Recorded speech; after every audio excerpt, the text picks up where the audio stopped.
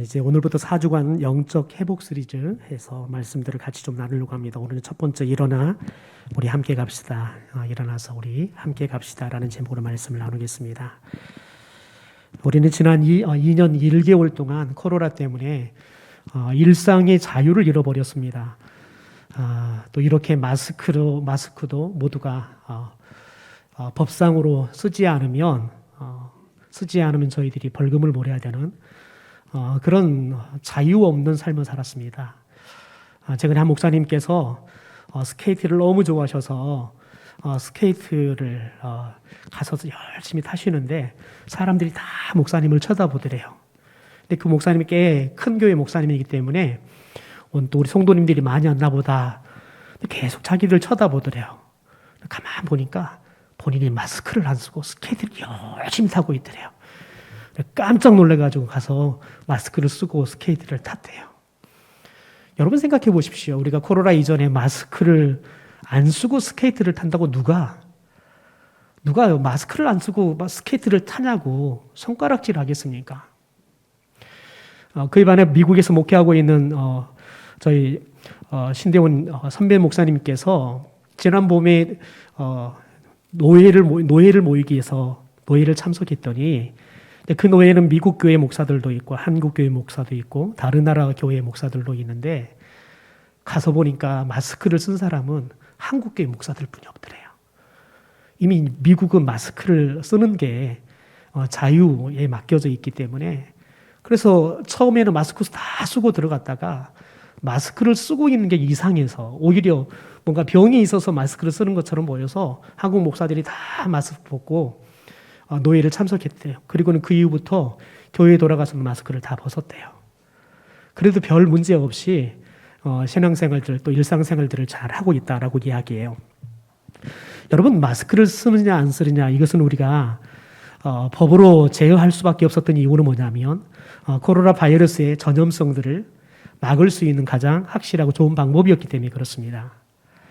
여러분 우리가 마스크 하나에 호흡하는 것도 자유롭지 못하죠. 그래서 어떤 분은 호흡이 어려우셔서 마스크를 쓸 수 없어서 밖으로 나가는 것도 어렵고 또 교회 오는 것도 힘들어서 그냥 꼼짝없이 2년 반 동안을 거의 집에서 살다시피 하시는 분도 계십니다. 여러분 우리는 이 코로나 때문에 우리의 일상을 잃어버렸고 더군다나 우리의 신앙생활도 자유롭게 하지 못하는 안타까운 시간들을 보냈습니다. 그런데 여러분 우리가 이런 과정들을 거쳐가면서 우리 신앙생활의 원동력이라고 할 수 있는 예배에 대한 열정들이 우리 안에 식어버렸다는 거예요.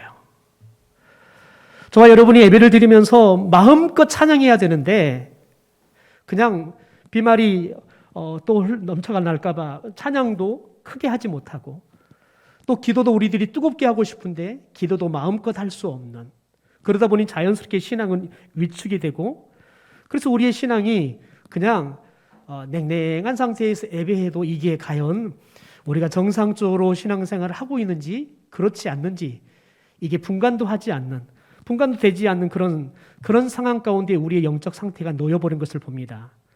더 이상 교회 오지 않아도 더 이상 예배하지 않아도 우리 안에 죄책감도 없는 상황이 되어버렸습니다. 코로나 초기에 교회에 오지 못해서 예배하지 못했던 우리 어르신들이 처음에는 저희 통화를 하면 울어요. 목사님 제가 교회 가서 예배를 해야 되는데 예배를 드릴 수 없어서 마음이 너무 아프다고. 여러분 작년 되니까요. 전화하는데 우리 어르신들이 우신 분이 하나도 없어요. 이제는 당연하게 돼버렸다고요. 이제는 우리가 이제 사회적 거리두기가 해제가 되고 예배할 수 있는데 이제는 보니까 우리 어르신들이 건강이 나빠져가지고 걷는데 너무 힘드세요.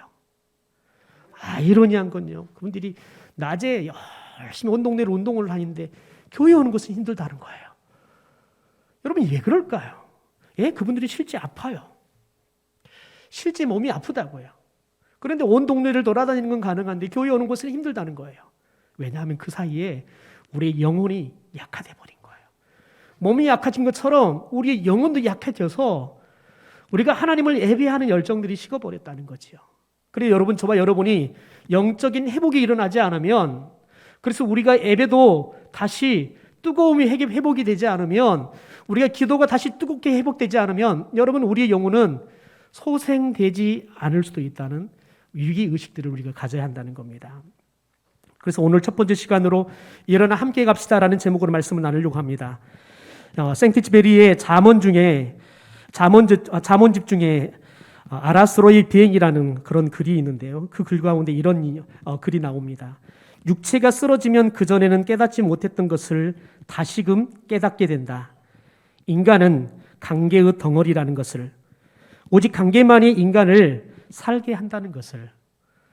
여러분, 여기서 중요하게 우리에게 전달하려고 하는 건 뭐냐면 사람은 혼자 살 수 없다, 이 메시지입니다. 여러분, 육체가 쓰러지고 난 다음에 깨달아지는 게 뭐냐면 사람은 관계로 살아가는 사람들이라는 거예요.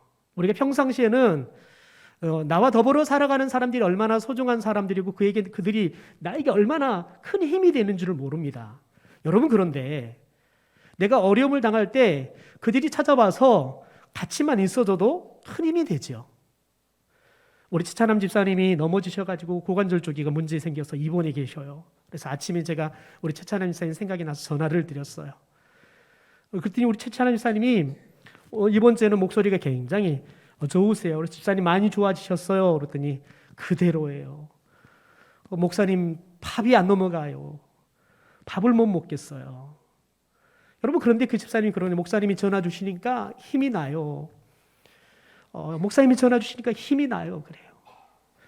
여러분, 전화 한 통에 목사의 그 목소리가 여러분 무슨 힘이 되겠습니까? 그런데 여러분, 나를 잃지 않고 전화를 주는 것 때문에 그냥 힘이 난다고요. 마음이 기뻐진다고요. 여러분, 우리는 홀로 있을 때보다 누군가 함께 있을 때 힘이 생기는 거예요. 마음이 기뻐지는 거지요. 여러분, 저희 할머니께서 95세를 살고 돌아가셨는데 70이 넘어서부터 그분이 노래했던 게 뭐냐면 아이고 같이 이야기 나눌 사람이 없다. 낮이 되면 다 일 가버리고 혼자 계시는 거예요. 72세가 넘으니까 이제는 동네에 나이 먹을 분들이 별로 없어요. 계셔도 집 밖으로 못 나오시는 거예요. 그러니까 같이 놀 사람이 없는 거예요. 여러분, 그분이 늘 고백하는 게 뭐냐면 나와 이야기 나누고 함께 시간을 보낼 사람이 없다는 거예요. 사람이 귀하다 그러세요. 그래서 한 번씩 하면 얼마나 좋아하는지 몰라요. 나중에는 치매가 오셔서 처음에 가면 왔냐? 그리고 한 30분 지나면 누시오. 또 한 30분 지나면 오빠 그러셔요. 여러분, 그런데도 그분은 제가 가면 참 좋아하세요. 왜요? 누가 나와 함께 한다는 게 그렇게 힘이 되는 거예요. 여러분, 사람은 혼자 살 수 없는 존재입니다. 마치 실타래가 얽히듯이 우리는 사람과의 관계 속에서 살아가게 되어집니다. 보통 때는 잘 모르다가도 우리가 몸이 아프거나 어려운 일을 당할 때, 그래서 누군가가 나에게 사랑의 손길을 베풀어 줄 때, 여러분, 우리들은 그 사람의 그 사랑 때문에, 그 손길 때문에 다시 그 어려움을 이길 수 있는 힘이 생겨가는 거지요. 여러분, 그래서 평소에 인간관계가 좋고 나쁨에 따라 사람의 몸과 마음이 좋기도 하고 나쁘기도 하다는 거예요. 여러분, 우리의 잠자리가 자기 전에 누군가 다툼이 있으면 잠자리가 편하지 않아요. 누군가가 문제가 있다는 이야기를 들으면 잠자리가 편치 않다고요. 먹는 것도 여러분, 누군가와 관계가 깨어지면 입맛이 사라져 버려요. 그러나 여러분, 누군가와 사랑하게 되어지면 그 사람과 무엇을 먹어도 맛이 있어요. 지금까지 먹을 수 없었던 여러분, 아구찜도 맛있게 먹을 수 있어요. 저는 아구찜을 별로 안 좋아해요. 왜냐하면 그냥 물컹물컹 씹히는 게 영 싫어요. 여러분, 그런데 저희 집 사람은 아구찜 호랑이에요. 저희 아이 첫째 아를 가졌는데 광주 사는데 아구찜이 먹고 싶대요. 그것도 여수에서 아구찜이 먹고 싶대요. 그래서 바쁜데 주말에 여수를 내려가요. 아구찜을 들어가면 냄새가 나서 못 먹겠대요, 이제. 여러분, 그런데 그러면은 시켜놓고 누가 먹겠어요? 내가 먹어요. 지금은 제가 아구 귀신이 돼버렸어요. 여러분, 사랑하면 내가 잘 먹지도 못하는 것도 맛있어지는 거예요. 왜요? 사랑하는 사람과 함께 먹을 수 있으면 무엇을 먹어도 맛이 있고요. 어디를 가도 행복한 거예요.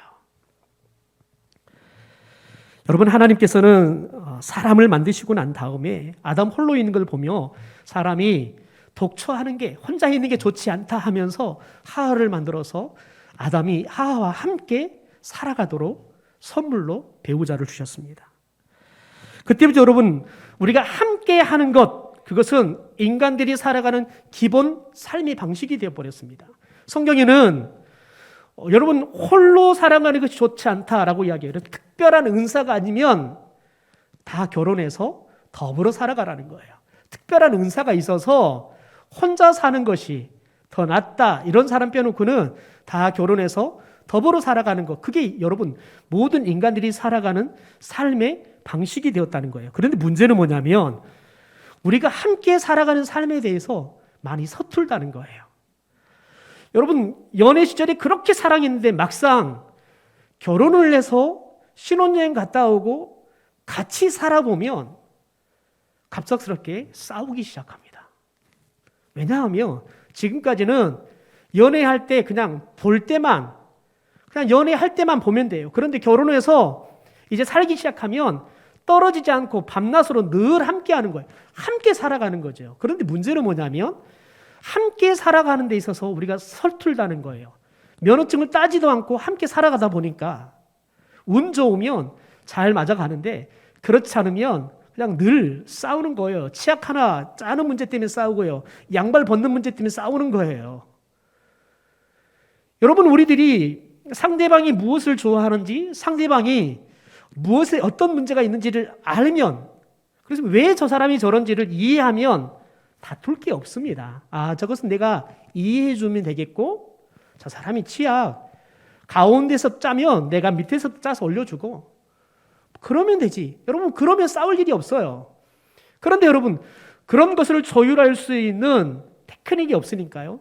그러니까 여러분, 치약 하나 가지고도 대판 싸우는 거예요. 여러분, 한 부부가 이스라엘로 성지 순례를 떠났더래요. 그런데 성지 순례를 하다가 부인이 갑작스럽게 심장마비로 죽어버렸습니다. 장의사가 남편에게 이렇게 이야기합니다. 삼가 조의를 피합니다. 두 가지 선택을 할 수 있습니다. 하나는 부인을 고국으로 모시는 건데 $5,000의 비용이 듭니다. 두 번째 하나의 선택인데 그것은 이 신성한 성지에 묻는 겁니다. 이 성지에다가 묻고 돌아가는 겁니다. 그런데 이 비용은 $150면 됩니다. 둘 중에 어떤 것을 선택하시겠습니까? 남편이 곰곰이 생각하더니 어렵게 입을 때입니다. 저희 부인을 제가 저희 한국으로 모시고 가도록 하겠습니다.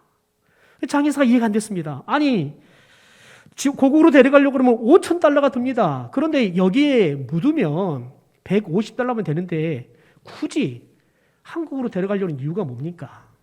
그랬더니 그분이 그러는 거예요.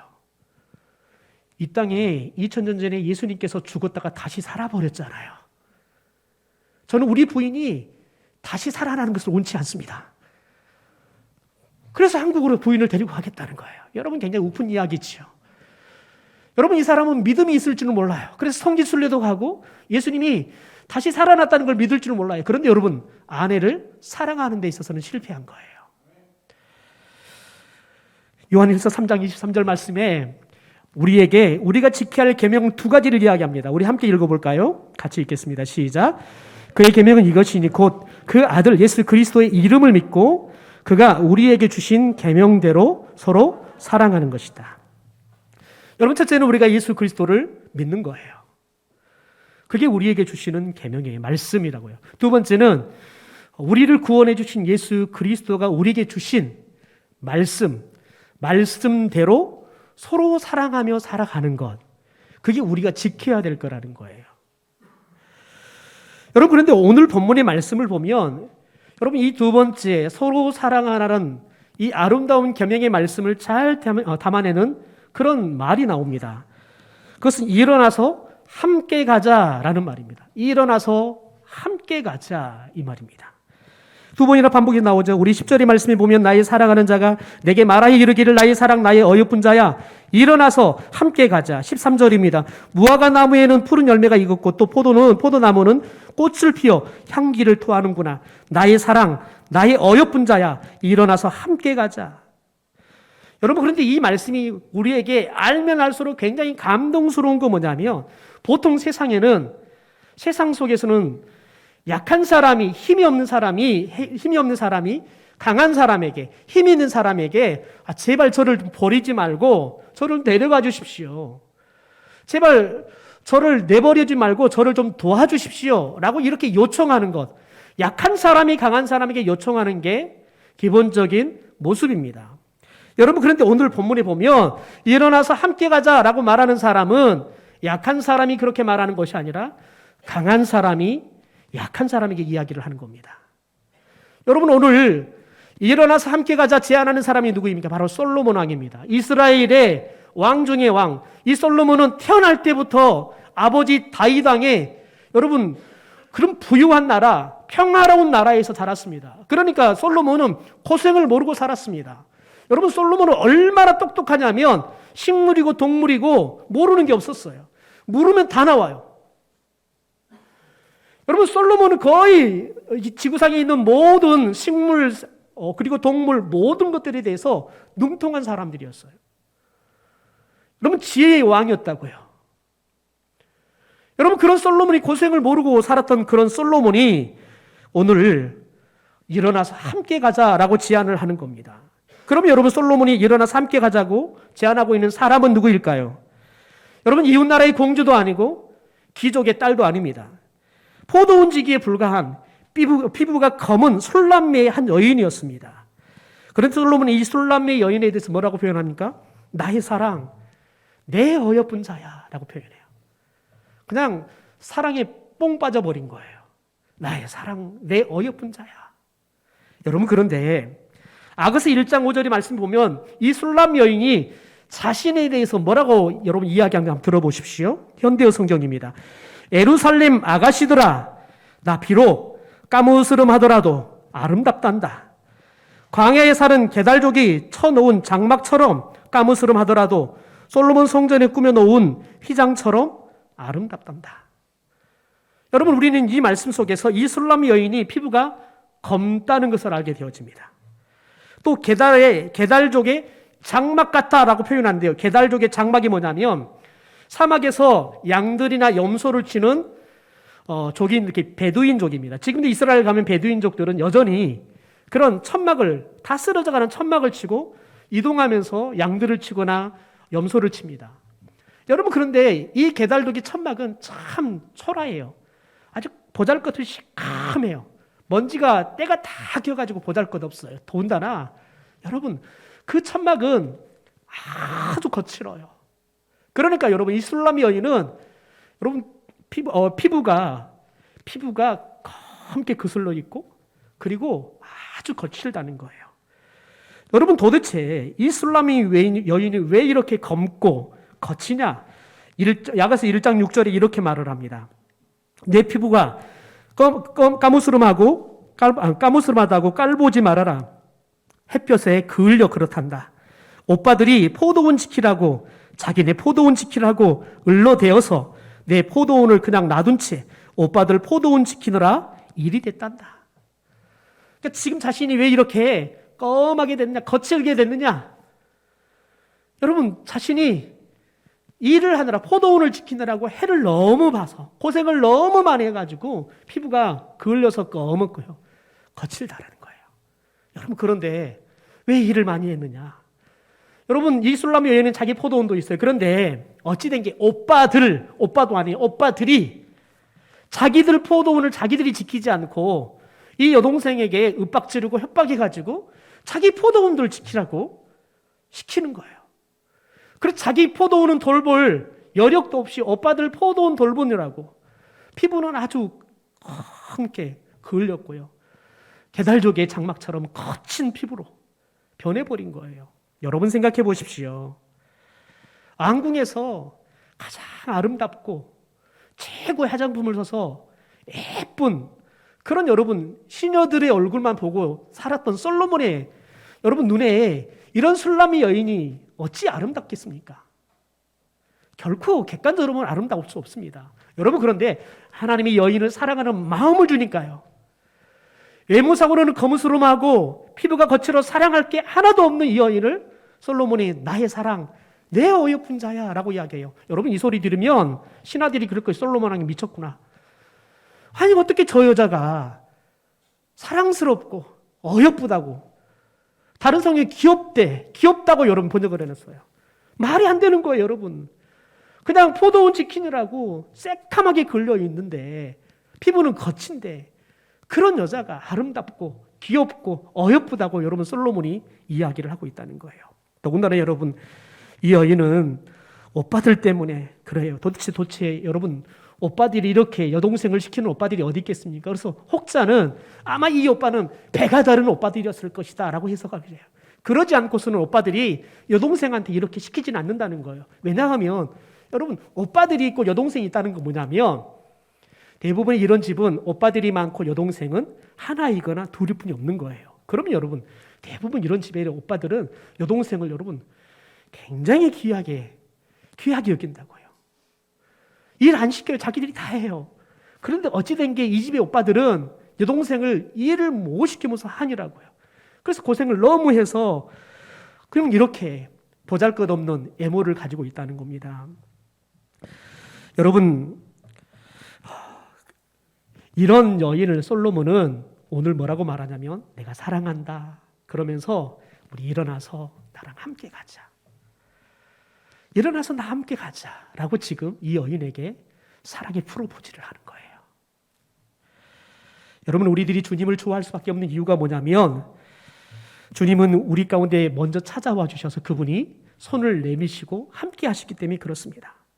예수님께서 함께 갈 사람들을 부르시는 일부터 여러분 시작한 게 메시아 사역의 첫 사역입니다. 갈릴리 호수에서 고기를 잡고 있는 어부들을 부르시죠. 가버나움 세간에서 돈을 걷고 있는 세리를 부르시죠. 그리고는 여러분, 세상에서 사람들에게 무시당하고 있는, 사람들에게 매국노라고 손가락 당하고 있는 사람들을 불러서 예수님은 그들과 함께 해요. 그들과 더불어 먹고 마시면서 함께 해요. 그래서 세상에서 소외되고 외면당하는 그들을 예수님께서 안아주시고 그들과 함께 가는 거예요. 놀라운 건 여러분, 그들과 함께 그렇게 살았더니 그들이 예수님처럼 함께 하는 사람들로 변해가더라는 거예요. 동시에 여러분, 예수님께서는 함께 살아가는 삶의 원리에 대해서 가르쳐요. 여러분, 그게 선한 사마리아인의 비유 이야기예요. 여러분, 한 유대인이 예루살렘에서 여리고로 내려가다가 강도를 만났어요. 여러분, 이 말이 굉장히 중요한 키가 있어요. 혼자 내려갔다는 거예요. 여러분, 인생을 혼자 살면 강도를 만나 어려운 상황에 처할 위기가 많습니다. 만약 둘 이상 갔다 그러면 강도를 만나더라도 강도를 이길 수도 있었을 겁니다. 혹시 강도를 만나서 어려움을 당하더라도 혼자 죽어가지는 않았을 겁니다. 여러분, 그런데 강도를 만나서 다 죽어가고 있는 이 유대인을 대제사장로 레인도 보고는 그냥 가버립니다. 그런데 정작 이 사람과 함께 가는 사람이 누구냐면 사마리아 사람입니다.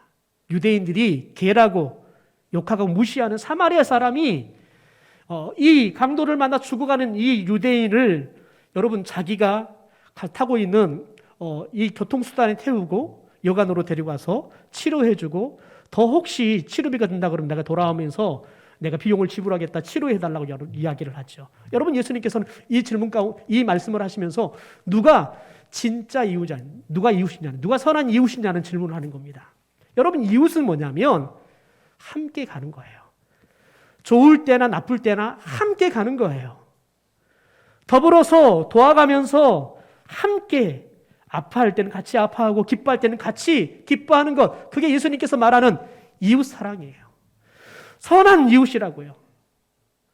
예수님께서는 우리에게 선한 이웃이 되어 주셨습니다. 그래서 저와 여러분이 죄로 인해 죽어가는데, 여러분 죄와 사망 가운데 이미 죽어버렸던 우리들을 예수님께서는 먼저 오셔서 사랑의 손길을 내미시고 저와 여러분을 살려주신 줄 믿습니다.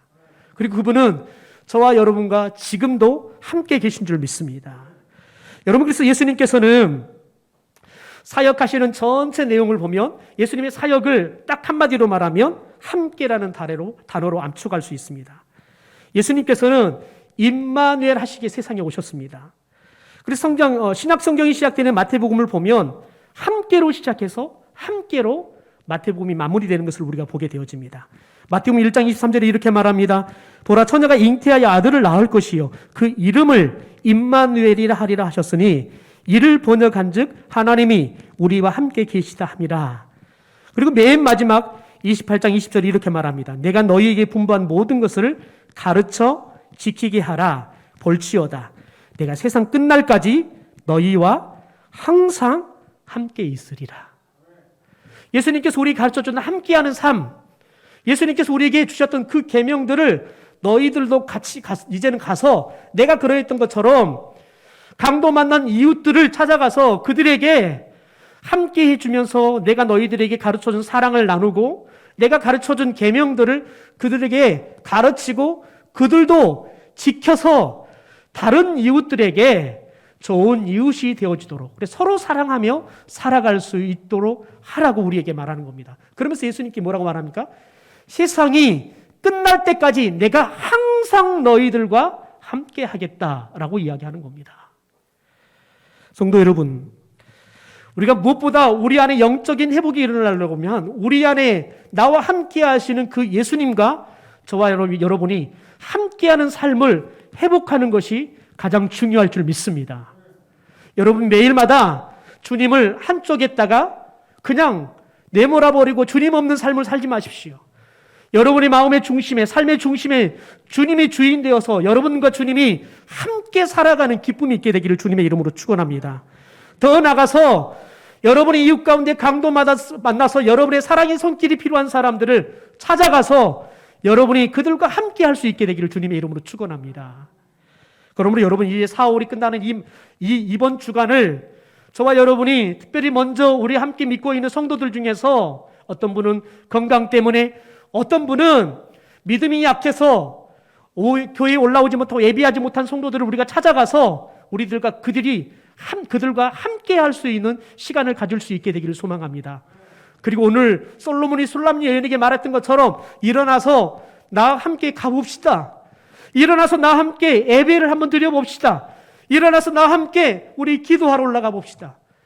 여러분 이렇게 권면함으로 우리의 그 권면 때문에 사랑하는 성도들이 힘을 얻을 수 있게 되기를 주님의 이름으로 축원합니다. 여러분 그런데 중요한 건 여러분 오늘 말씀에 솔로몬이 이 술람 여인에게 이렇게 일어나서 함께 가자고 말할까요? 우리 11절부터 13절의 말씀을 보면 이렇게 이야기를 합니다. 겨울이 지났다. 비도 그쳤다. 지면에는 꽃이 피었고 새가 노래할 때가 되었다. 다시 말해서 봄이 되었다는 거예요. 고통의 시간인 겨울이 지나고 만물이 소생하는 봄이 되었다는 거예요. 여러분 여기서 봄이 되었다는 말은 우리 인생에 찾아온 고난의 겨울이 끝나고 이제 하나님이 주시는 회복의 봄이 찾아왔다는 거예요. 전도서 7장 14절이 이렇게 말합니다.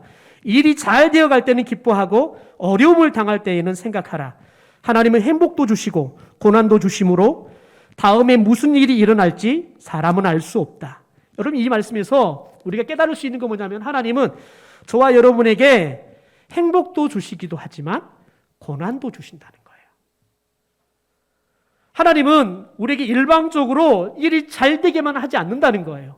일이 잘 되기도 하시지만 때로는 여러분은 우리의 인생 가운데 어려움을 당하기도 한다는 거예요. 그런 중요한 건 뭐냐면 그 모든 하나님의 섭리와 계획을 통해서 하나님은 우리를 온전하게 한다는 거예요.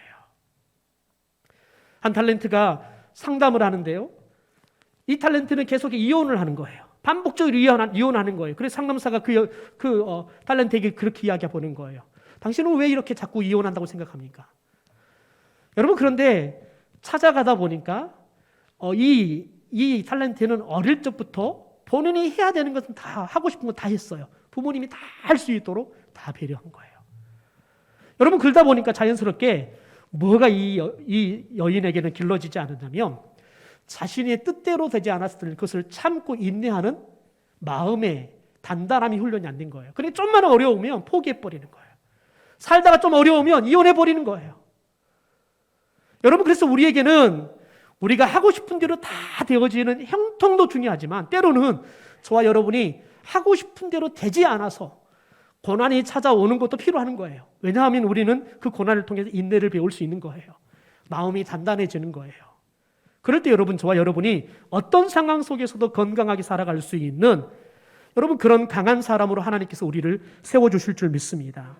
더 나아가서 여러분, 봄이 되었다는 말은 신앙에 있어서도 겨울이 가고 봄이 되었다는 겁니다. 마틴 노이드 존스 목사님께서 이렇게 말합니다. 하나님께서는 우리에게 영적인 부흥을 주시기 전에 먼저 영적 침체를 주신다. 여러분, 왜 하나님께서는 우리에게 영적 부흥을 주시기 전에 영적 침체를 주실까요? 그 이유는 간단합니다. 영적 침체가 찾아왔을 때 우리가 영적으로 갈급해요. 영적으로 목마를 수 있어요. 그래야지만 저와 여러분이 하나님에게 은혜를 여러분 우리가 구할 수 있는 거예요. 그럴 때 여러분 우리가 은혜에 대해서 목말라 하고 하나님의 손길에 대해서 목말라 할 때 하나님께서 우리 가운데 도움의 손길을 줄 때 그게 하나님께서 우리에게 주신 은혜라는 사실을 깨닫는 거예요. 그리고 여러분 그럴 때 저와 여러분이 부흥의 파도를 탈 수 있는 거예요. 그런데 여러분 저와 여러분이 목마르지 않잖아요. 그러면 부흥에 대해서 별로 기쁨이 없어요. 여러분 그래서 하나님께서는 우리에게 부흥을 주시기 전에 영적 침체를 주신다는 거예요. 우리는 코로나를 통해서 우리는 지금까지 한 번도 경험할 수 없었던 영적 침체를 경험했습니다. 우리는 이렇게 예배를 우리가 자원해서 교회에서 모여서 예배하는 걸 놔본 적이 없습니다. 그런데 여러분 우리는 우리의 생명도 우리의 이웃들을 생명도 소중하게 생각하기 때문에 우리가 교회에서 모여서 예배하는 걸 우리들이 스스로 자원해서 놨습니다. 그러나 중요한 건 여러분 우리가 생명은 지켰지만 우리 영적으로는 침체를 가져와 버렸다는 거예요. 여러분 그러나 하나님께서는 이 영적 침체를 통해서 이제 우리 가운데 영적 부흥을 우리 가운데 허락하실 줄 믿습니다. 그러므로 여러분 저와 여러분이 이제는 하나님의 은혜를 갈구했으면 좋겠습니다. 더 나아가서 여러분 이제 하나님께서 우리에게 주시는 봄을 만끽했으면 좋겠습니다. 지난주에는 우리 집사람이 새벽 예배 마쳤는데 카톡을 우리 가족톡에 딱 올렸어요. 그래놓고 이렇게 카톡을 남겼어요. 새소리가 좋구만. 여러분 보니까 저는 새벽 예배 마치고 아내와 똑같은 길로 통해서 사택에 들어왔어요. 그럼 저는 새소리를 못 들었어요. 그럼 저희 아내는 새소리의 그 청함을 들은 거예요. 여러분 그런데 아내가 카톡에 올려주는 걸 보면서 저는 집 안에서 그 카톡을 통해서 새소리의 청함을 들었어요. 그래서 그 다음 날부터는 새벽 예배가 끝나고 나오면 새소리를 듣는 거예요. 여러분 아내가 새소리를 들어봐라고 나에게 독려하니까요. 제가 그 새소리의 청아한 소리를 아침에 듣는 거예요. 얼마나 여러분 기쁜지 몰라요. 마음이 상쾌해진지 몰라요. 여러분 저와 여러분이 이제 봄이 왔다고 이제 하나님께서 우리에게 영적인 부흥의 때를 주실 때가 왔다고 여러분 우리들이 우리와 더불어 신앙생활하는 사람들에게 우리가 찾아가서 이제 봄이 왔으니까 우리 일어나서 함께 하나님 앞에 나아가 봅시다. 여러분 우리가 그들을 초대할 때 여러분 그들과 우리들이 함께 하나님의 부흥의 역사를 만끽하는 기쁨을 누리게 될 줄 믿습니다. 이번 주 여러분 저와 여러분이 누구를 찾아가야겠습니까? 여러분 주변에 강도 만난 이웃이 누구입니까? 저와 여러분이 그리스도의 사랑의 손길이 되어서 그들을 찾아가지고 그들과 함께 해주고 그들에게 일어나서 우리 함께 가봅시다. 그렇게 사랑의 세레나데를 부를 수 있는 삶을 살 수 있게 되기를 주님의 이름으로 축원합니다.